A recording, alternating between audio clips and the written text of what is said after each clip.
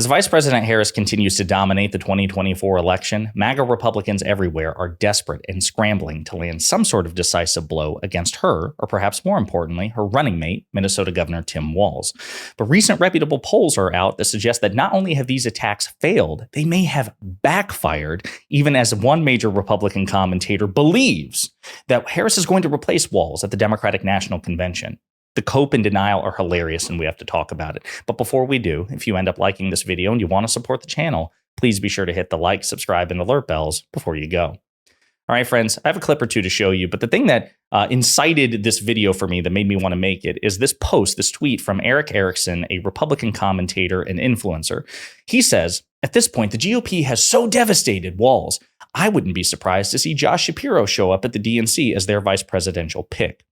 This is not the first time that Ericson, who, by the way, is not the MAGA-ist of MAGA Republicans. He's a guy who's criticized Trump and his stupidity in the past, so he seems to flirt with reason from time to time. But then he says stuff like this, which is just so ridiculous. Ericson believes that it's not J.D. Vance, Donald Trump's vice presidential running mate, the least popular vice presidential running mate in American history. It's not he who's going to be replaced or should be replaced. It's Tim Walz. And we're going to get into how the data does not back that up whatsoever. We're going to start with this, though, first. So Google Trends is a really good measure to gauge public interest. It's not the only one, but are people Googling things? So one of the biggest attacks or attempted attacks on Minnesota Governor Tim Walz is this idea that he engaged in stolen valor, that he overhyped his military service, and Republicans have been spending day after day after day after day relentlessly hammering this very dishonest talking point. And then the other thing we're comparing here, so Tim Walz, stolen valor, J.D. Vance, couch. Of course, you're probably familiar with the meme, this idea that J.D. Vance had some sort of sexual relationship with a couch. It's a meme. There's no reality to it. It's just a joke made at J.D. Vance's expense. Well, if you look at Google Trends, it is still wildly more popular than the claim that that Tim Walz engaged in stolen valor. So at least so far, these attacks are not landing. But it's more than that. We actually have reputable polling as well from the New York Times Siena pollster, which, by the way, in the past has been very harsh against President Biden, Vice President Harris, and the Democrats in general. There's so much to cover in that New York Times Siena poll that we'll probably get into in a different video, but I want to focus on the tickets themselves, Trump and Vance, Harris, and Walz. This is a comparison. Trump and J.D. Vance here. We know, I've been talking about J.D. Vance's net negative favorability rating. That is, more people view him unfavorably than favorably. Donald Trump has the same thing. I will point out this is among the higher numbers for Trump, but still, he's underwater here at -7 points. Jump over to the Democratic side with me, if you will. Take a look here. Kamala Harris is actually better liked by more voters than she is disliked at a +2 net favorable rating. And then Tim Walz here at a +11 rating. It's as simple as this. Politics is about being liked, and the Democratic ticket is better liked than the Republican ticket. That is hilarious, folks. So J.D. Vance, who we've talked about this, the polls have been brutal for J.D. Vance since he was announced as Donald Trump's vice presidential running mate. And now he is a net negative, a negative 9 percentage points in favorability. He is wildly disliked. He is disliked more than Donald Trump, who was never a particularly popular, particularly well-liked political figure. In contrast, both Harris and Walz enjoys a colossal 11-point favorability. That is staggering. So this idea that it's actually Walz who is vulnerable, that it's Walz who is so savage, that Walz needs to be replaced is absolutely preposterous. Semaphore did a deeper dive on this as well. Poll, Democrat attacks on J.D. Vance are working.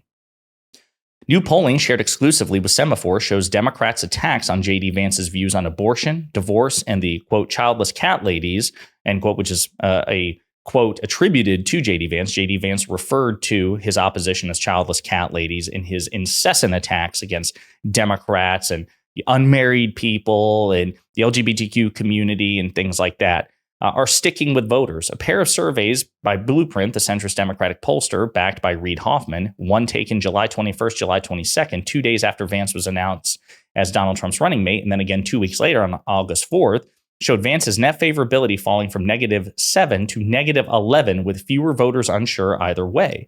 That's similar to other public polling, which also has shown Vance making a poor first impression since joining the Republican ticket.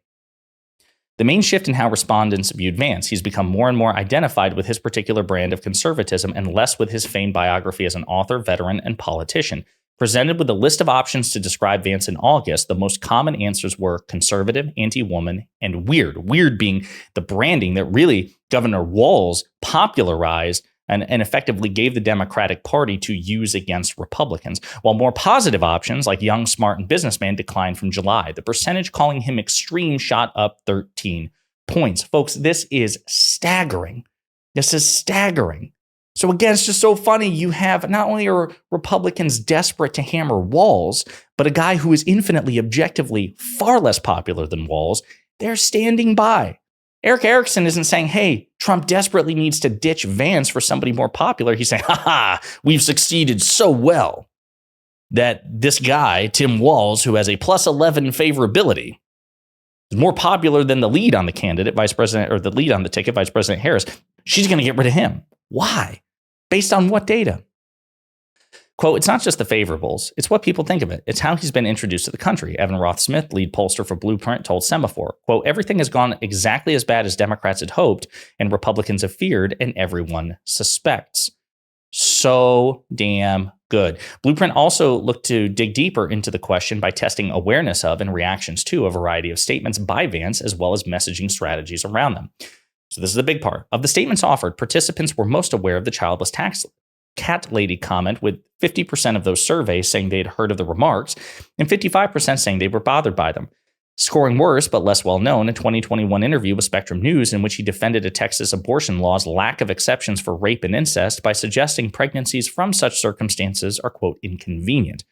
So J.D. Vance saying that rape and incest, they're just inconvenient.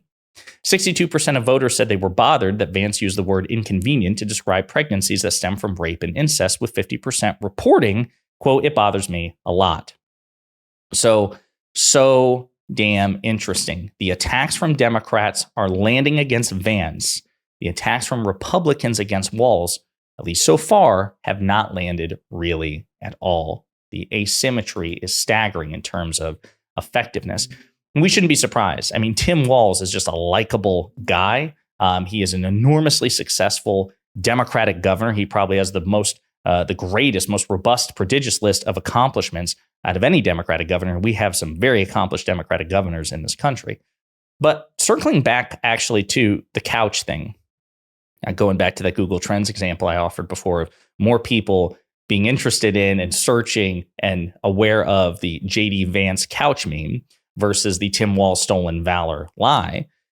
What's interesting is I've been running into more and more examples of mainstream journalists. New York Magazine just did an expose about it from Benjamin Hart. Democrats should ditch the J.D. Vance joke. Alexandra Marquez with NBC News did a thing about it today. Megan McArdle, a right-wing libertarian, journalist. I think she's the Washington Post. She also wrote about it. Some people are clutching their pearls about the fact that Democrats are making fun of of J.D. Vance and the couch. To which I say, this is absurd. So actually, some of them have gone so far as to suggest an equivalence that Democrats are playing dirty and are as crude as Republicans have been. That is a false equivalence. Democrats engage with infinitely greater civility than the Republicans do on a case-by-case basis. There is no Democrat equivalent of Marjorie Taylor Greene. Marjorie Taylor Greene is the trump card, pun intended, for those of us making the case that elected Democrats and elected Republicans are wildly asymmetrical in terms of how they approach the opposition. AOC has never referred to the Republican Party as the, quote, evil party or party of rumors and pedophiles, the party of violence. She has never condemned the entire Republican Party. I don't even know if she's ever condemned MAGA Republicans in their entirety or Republican leaders. She's very precise and very generous with her words. Marjorie Taylor Greene, as we've discussed on this channel, has repeatedly referred publicly to the Democratic Party as a party of pedophiles and groomers, an evil party that needs to be destroyed. The fact of the matter is, Republicans are infinitely worse on this issue, and therefore it's perfectly okay for those of us on the left, those of us who are with the Democratic coalition, to indulge in memery against Republicans. And if you have a problem with that, if you're a centrist who's like, Democrats, come on, when they go low, you go high. Hell no. if Republicans can say all these terrible, untrue things with impunity about Democrats, we can make a joke about J.D. Vance and a couch. And to pretend that these two things are remotely comparable is ridiculous. And if you want civility back in politics, then you need to spend 99% of your time complaining to Republicans about Republicans rather than try to scold Democrats for making a pretty funny joke about J.D. Vance and the couch. So that's my thoughts on it.